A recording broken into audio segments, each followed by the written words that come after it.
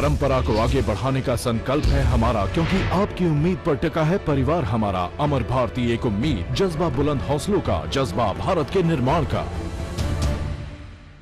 परमात्मा को बहुत बहुत प्रणाम। आपकी संत आस्था को कोटि कोटि प्रणाम। इस धारा पर तुम ही ऐसे हो कि जो संत होकर दिखते अरिहंत हो। है विमल सागर मेरे लिए तो आप ही अरिहंत हो। मेरे लिए तो आप ही अरिहंत हो। प्रथम तीर्थंकर ऋषभदेव से लेकर के अंतिम तीर्थंकर भगवान महावीर पर्यंत 24 तीर्थंकरों के चरणों में प्रणाम करते हुए और इस जगत के एक ऐसे आचार्य जिनकी उपस्थिति ने, जिनकी करुणा ने, पता नहीं ऐसी कितनी असंख्य आत्माएं हैं जिनके आंसुओं को मुस्कुराहट में बदली, और कितनी ऐसी आत्माएं हैं जो अभाव में जी रही थी, उन्हें सद्भाव का अमृत पिलाया। और एक ऐसे तपस्वी सम्राट जिनकी साधना ने पता नहीं कितनी आत्माओं को प्रेरणा दी, और जिनकी समता ने पता नहीं कितनी आत्माओं की क्रोध को जीतने की प्रेरणा दी। ऐसे परम पूज्य आचार्य विमल सागर जी महाराज, आचार्य सन्मति सागर जी महाराज के चरण कमलों में प्रणाम करते हुए प्रियात्मन मेरा प्रेम स्वीकार करें। कम समय में बहुत थोड़ी सी बात करूंगा आपसे मैं। आपके हाथ में जो घड़ी है, घर में भी है, टावरों पर भी लटकी रहती है, उसमें एक कांटा ऐसा है घंटे का, दूसरा मिनट का है, तीसरा सेकंड का है। ये बात निश्चित है, सही भी है कि घंटे का कांटा बहुत धीरे खिंच सकता है और मिनट का कांटा उससे जरा ज़्यादा गति से खिंच सकता है, और सेकंड का कांटा भागता है।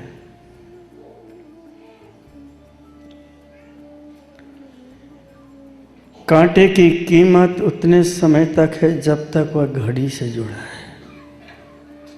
कांटे को अगर हम घड़ी से अलग कर दें तो उसका मूल्य खत्म हो जाएगा।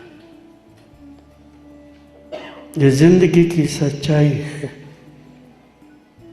हमारी जिंदगी का सबसे पहला रिश्ता बनता है माता और पिता का, भाई भाई का, पिता और पुत्र का, दोस्त और दोस्त का, व्यापारी और व्यापारी का, सास और ससुर का, समधी समधी का, सास और बहू का, शिक्षक और विद्यार्थी का, और एक अंतिम रिश्ता बनता है गुरु और शिष्य का। इन रिश्तों के अंदर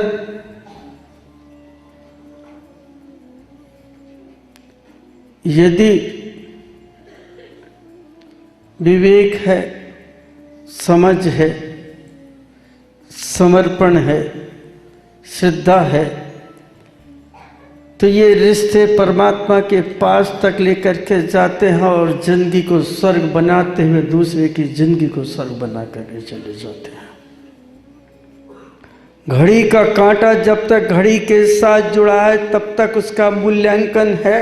और हमारे और आपके बीच के रिश्तों में अगर समझ विद्यमान है, श्रद्धा विद्यमान है, मर्यादाएं विद्यमान है, विवेक विद्यमान है, इन रिश्तों का मूल्यांकन इतना ज्यादा है कि जिसकी हम तुलना भी किसी से नहीं कर सकते हैं। छोटा सा एक प्रश्न आपके सामने। एक व्यक्ति घर से निकला मित्र के साथ,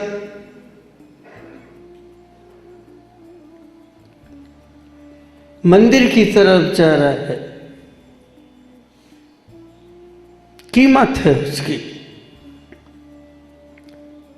और वही एक दूसरा व्यक्ति, उसका मित्र घर से निकला है, लेकिन निकला है वो किसी काम से, लेकिन जब पता पड़ा कि पिता की तबीयत खराब है तो सब काम को छोड़ करके वह माता पिता की सेवा को जा रहा है। जो सिर्फ मंदिर जा रहा है वो कीमती है, लेकिन जो अपनी माता पिता की सेवा करने के लिए जा रहा है उसका मूल्यांकन है। कीमत और मूल्यांकन में जमीन आसमान का अंतर पड़ता है। हम ये देख रहे हैं, ये सोच रहे हैं, हम समझ रहे हैं कि कीमत क्या है और मूल्यांकन क्या है। मूल्यांकन तो उस व्यक्ति का होता है जो अपने से भी जुड़ता है, सेवाओं से भी जुड़ता है, परमात्मा से भी जुड़ता है और आंसुओं को पोंछने के लिए कदम आगे बढ़ा देता है। वो मूल्यांकन है। और वो मूल्यांकन हमारे भीतर के मूल को उद्घाटित करने में कारण हो जाता है। क्या कभी हमने अपना मूल्यांकन किया? कीमत की होगी, मूल्यांकन नहीं किया होगा। जब मूल्यांकन करने के लिए हम प्रस्तुत होते हैं तो हमें हमारा भवितव्य दिखाई देता, हमारी नियति दिखाई देती है, हमारे भीतर जो विद्यमान है उसका एहसास हमें हो जाता है। दूसरों की पीड़ाओं के साथ हम कनेक्टेड हो जाते हैं, जुड़ जाते हैं मूल्यांकन से। बैठे बैठे मैं इतना डूब गया। एक वो दिन था मेरी जिंदगी का कि जब मैंने इन्हें, ये दिलीप के नाम से जाने जाते थे, छोटे थे बहुत, मैं प्यार करता था इनको बहुत ज्यादा। कहीं भी जाता था इन्हें साइकिल के आगे के डंडे पे बिठाल के लेके चला जाता था। दोपहर का समय था, मैंने कहा पप्पू चलो चलते हैं। दोपहर का समय, एक दुकान पर गए, लस्सी बनवाई। मैंने अपनी लस्सी गिलास लिए, इनके लिए एक छोटे गिलास में दी। अभी छोटे तो छोटा पिएंगे, बड़ा तो बड़ा पिएगा। और बड़े प्यार से इनसे कहा कि अब किसी से कुछ नहीं कहना। वो रिश्वत थी मेरी तरफ से इनको। और जैसे ही घर में हम घुसे हैं उसी समय इन्हें जाते से बाबूजी से कहा, सुशील चाचा ने हमको लस्सी पिलाई। एक वो दिन था और एक ये दिन है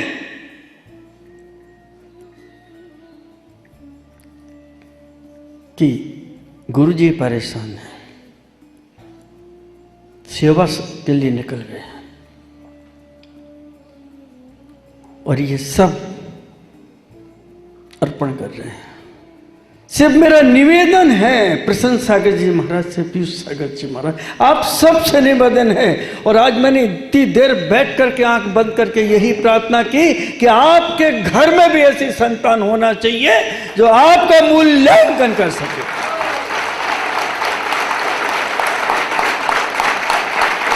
कीमत नहीं, हम वस्तु नहीं है, हम पदार्थ नहीं हैं, हम कोई फल नहीं है कि जिसकी कीमत की जाए, मूल्यांकन किया जाए। और मूल्यांकन जब हम करते हैं अपने परिवारों में तो प्रेम का जन्म होता है, समर्पण का जन्म होता है। और वही प्रेम, वही समर्पण हमारी कसायों को तिलांजलि, हमारे स्वार्थ को नष्ट नाबूद कर देता है।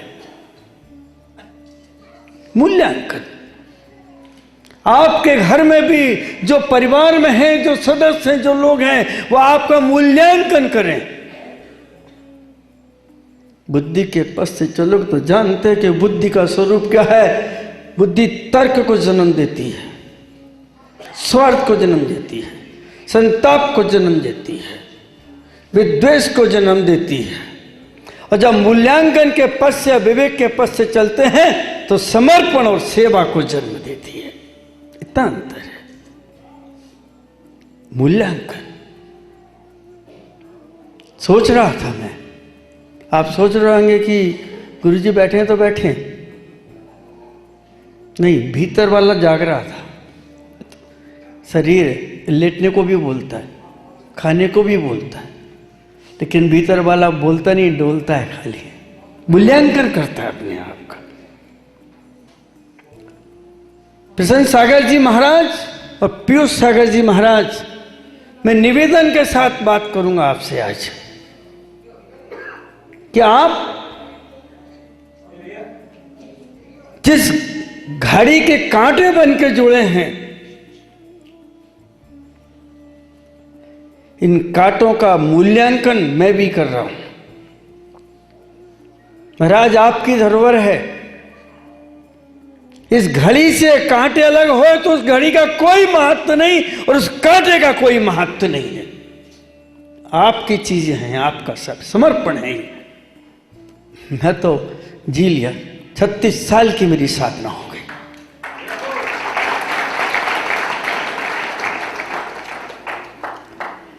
ये कांटे हर चीज का मूल्यांकन करते हुए चलें। अगर कांटे हट गए तो घड़ी क्या है पहचान नहीं पाओगे, और कांटे अगर घड़ी से निकल गए तो लोग उसे समझ नहीं पाएंगे। तो आपको इन चीजों का ध्यान रखना है सब महाराज जी। आपने मेरी पूजा की है, मेरी नहीं की, आपने स्वयं अपनी पूजा की है, और आज जो हम दे रहे हैं कल वो हमारे पास रिटर्न होकर के आएगा। मुझसे पूछा किसी ने कि आपके एक शिष्य ने सिंहासन बनवाया, वो मुनि सिंहासन पे बैठेंगे, वो चांदी के सिंहासन पे बैठेंगे। मैंने कहा आप कहना क्या चाहते हैं, मुझे स्पष्ट करें आप। क्या मुनि बैठ सकता है? मैंने उनसे एक प्रश्न पूछा, आपके बेटे हैं? कितने? 2। उम्र क्या है? 30 साल 35 साल। शादी हो गई? हाँ, बच्चे भी हैं 2-2। तो पिता बने वो? हाँ हैं, 2 बच्चे तो पिता बने। आप कह रहे थे वो पिता कैसे बन गए? प्रश्न है मेरा। आप कह रहे थे पिता कैसे बन गए? उनके अधिकार हैं तो मुनि बनने के बाद सिंहासन पर बैठने का उनका भी अधिकार है।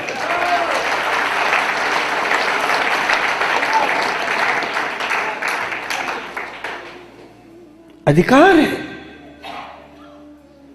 अंतिम त्याग है, चरम त्याग है, अंतिम उपलब्धि है ये मोक्ष मार्ग की।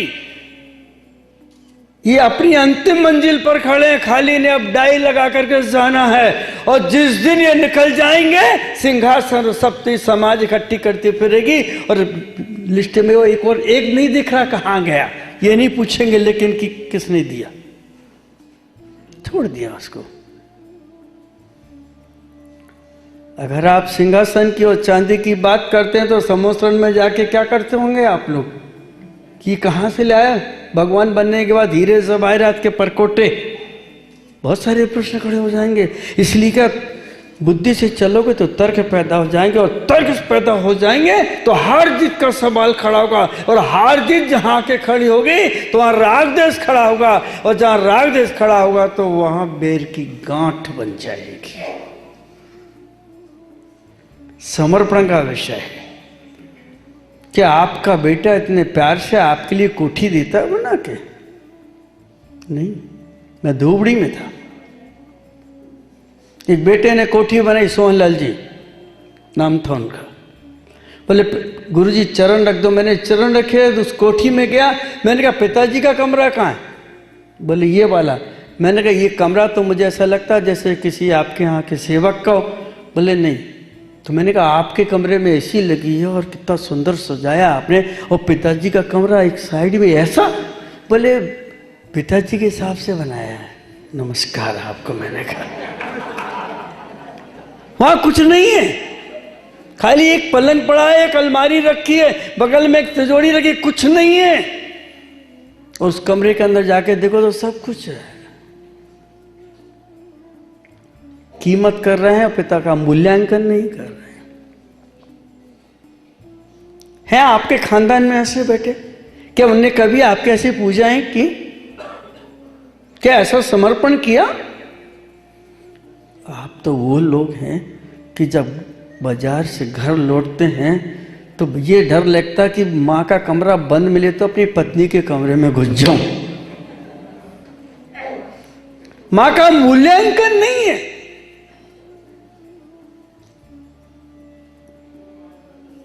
ये कमियां हमारे लिए संसार बढ़ाने में कारण बनती हैं। मूल्यांकन करो।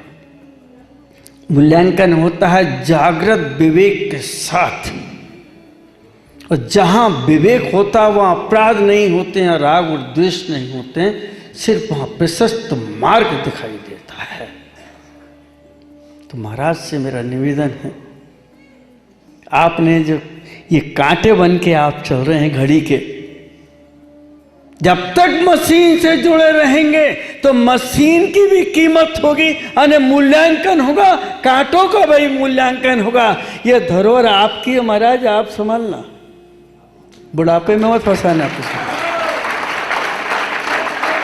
बोले देता हूं, जब तक हूं मैं, जब तक तो रखवाली कर लूंगा, क्योंकि बाप का काम खाली रखवाली का होता है।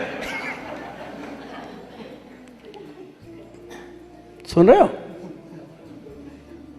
देखो आप सब लोग बैठे, मेरी बातों पे ध्यान रखें, सब काटे हैं आप लोग। घड़ी छोटी और बड़ी हो सकती है, लेकिन मशीन का काम एक ही होता है, समय को बताने का। तो मैं तो मशीन की तरह खाली आपको समय बताने की कोशिश कर रहा हूं।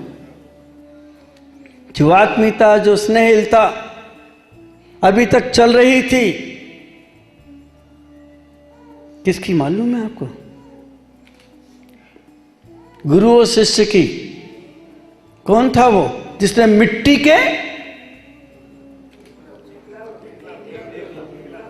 याद है, याद, उस समय राजनीति चल रही थी कि हम उससे शामिल नहीं करेंगे, शिष्य नहीं बनाएंगे, और उसने साबित किया था कि आप मुझे स्वीकार करें ना करें, लेकिन मैंने आपको स्वीकार कर लिया। और जागृत विवेक यही कहता कि एक्सेप्ट, हर चीज को एक्सेप्ट करो आप। वहां मन में फालतू विचार नहीं आएंगे, सिर्फ एक्सेप्ट करना है, मैं स्वीकार करूं। और इसको कहते हैं आस्तिक के गुण।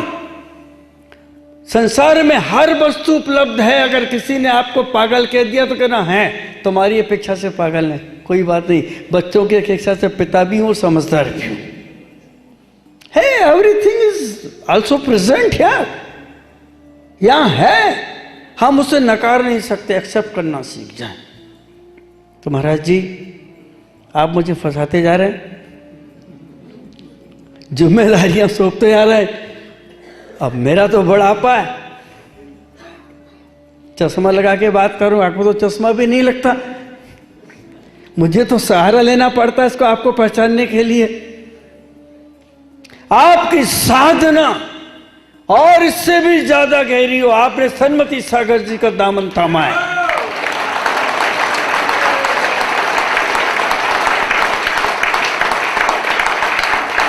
और एक ऐसे आचार्य सन्मति सागर जो आगम के अनुरूप चलते हैं, ना तेरा है, ना मेरा है, ना 20 है, और ना तेरा, सिर्फ एक सत्य मार्ग दिखा करके गए साधना के माध्यम से। मैं दावे के साथ कह सकता हूं, इस धरा पर उस आचार की पूर्ति अभी कोई नहीं कर सकता। और प्रसन्न सागर जिस मार्ग पर चले हैं तो ऐसा लगता है कि दूसरा सन्मति सागर पैदा हो गया है।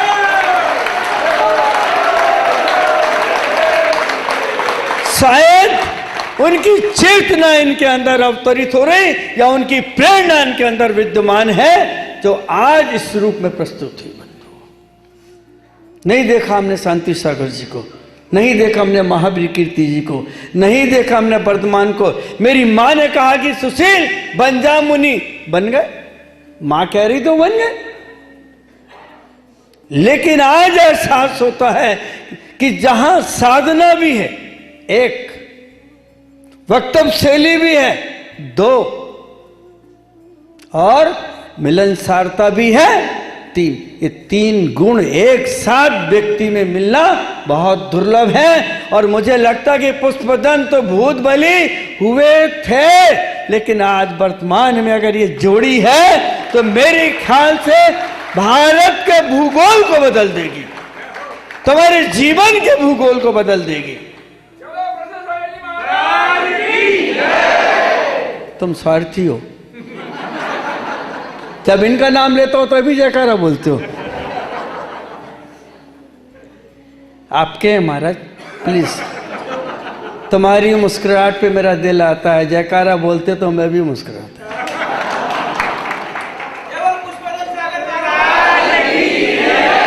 ये बटरंगबाजी हो गई थोड़ी। बंधुओं, ये सब कुछ जो महाराज जी ने अर्पण किया है, ये ना हमारा है ना आपका है। एक सेवा तीर्थ जो भारत की अस्मिता और जनक की अस्मिता को आकाश की ऊंचाई तक ले जाना चाहती है, वो मानवता के लिए सारी चीजें प्रस्तुत की गई है। धन है कि ऐसा भी शिष्य पैदा हुआ इस देश में जो खाली मानव सेवा के लिए समर्पित हुआ, जिसने मूल्यांकन किया। अभी इंदौर में था एक ऐसी भी हमारे सामने घटना घटी कि एक बहुत बड़े आचार्य के शिष्य ने जाकर के श्रीमंदर स्वामी के चरणों में जबरन हाथ रख के नमस्कार कर गया, आशीर्वाद लिया और ये घोषणा कर दी कि मैं आचार्य बन गया। ऐसे भी शिष्य हैं। एक वो शिष्य है जो आप सबसे लाते और कहते कि गुरुजी पुष्पगिरी जैनत की एक पहचान बन जाए, और जब कभी भी मानव सेवा का नाम उठे तो मदर टेरेसा की जगह पुष्पगिरी का नाम उठे।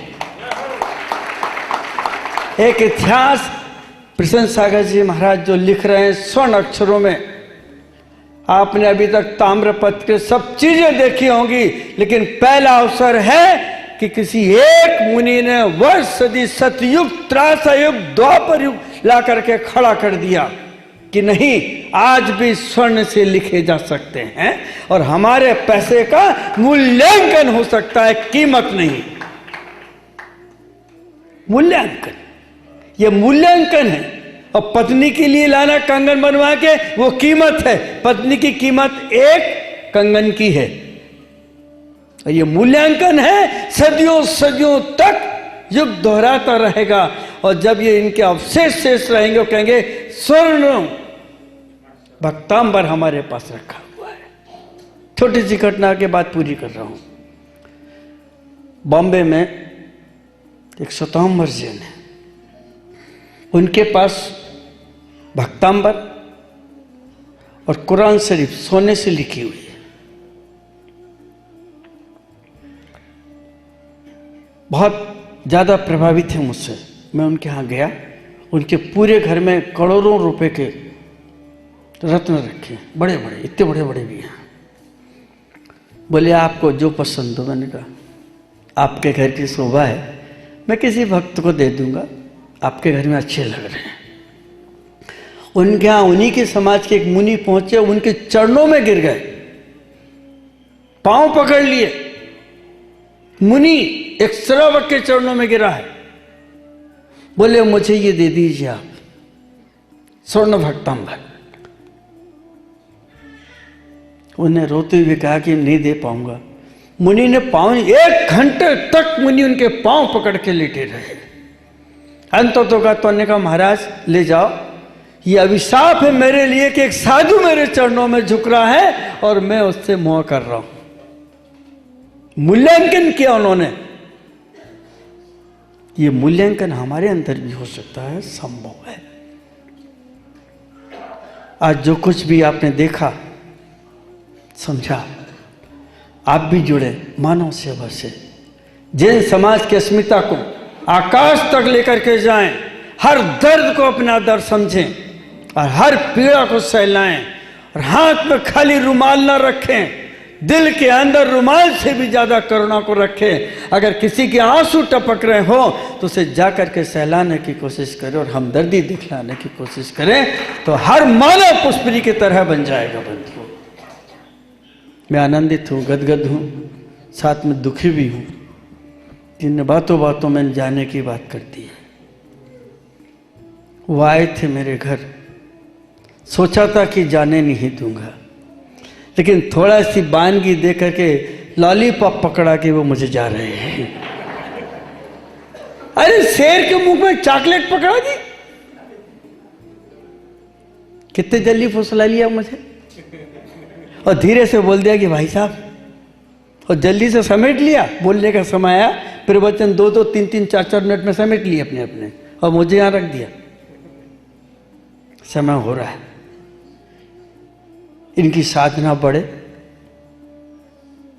तब बढ़े, प्रज्ञा जागृत हो।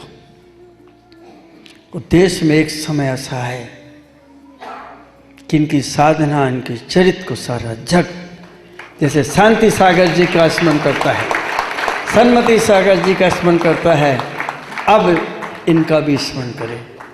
और ये जोड़ी सदा कांटों की बनी रहे, और ये मशीन इनको ऊर्जा देती रहे, और समय का ज्ञान आपको होता रहे। फिर वही बात दोहराते हुए, मेरा कुछ नहीं, जिम्मेदारी सौंपी है, जब तक हूँ, उसके बाद कांटे अपने नंबरों का ध्यान रख के खिसकते रहें और एक एक समय को बताते चले रहें। बस यही जिंदगी है, यही सब कुछ है। आप सब लोगों ने बहुत कुछ दिया है, मैं आनंदित हूँ। आज इतनी ठंडी में आप यहाँ बैठे हैं अपनी सुख सुविधाओं को छोड़ करके। ये आपका बड़प्पन है, यह आपका समर्पण है, यह आपकी पूजा है, आपकी भक्ति है। आप फूले फलें, सतमार्ग से जुड़े रहें। ओम नमः सबको क्षमा, ओम नमः